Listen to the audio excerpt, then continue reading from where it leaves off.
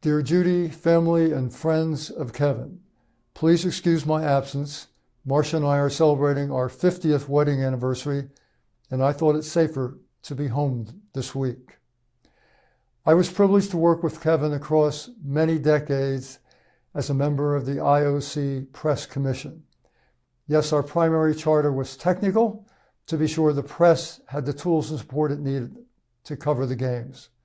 Under Kevan, it became more, a place where Olympic ideals were advanced. Gender equity on teams, women's competitions moving into prime time, and ridding the press tribunes of some of the misogynistic old guard were among the causes that this commission undertook.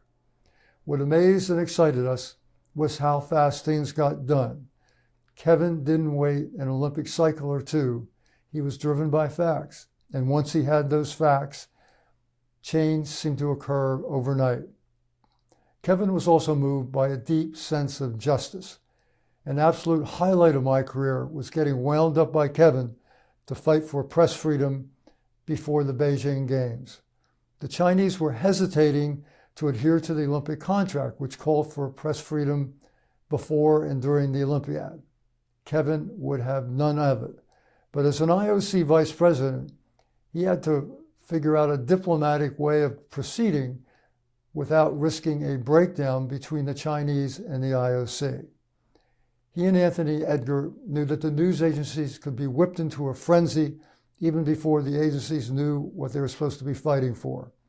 And while we were out in public shouting, Kevan was quietly advancing the argument diplomatically behind the scenes. A couple days later, the Chinese announced live on nationwide TV that there would be press freedom during the Olympic Games.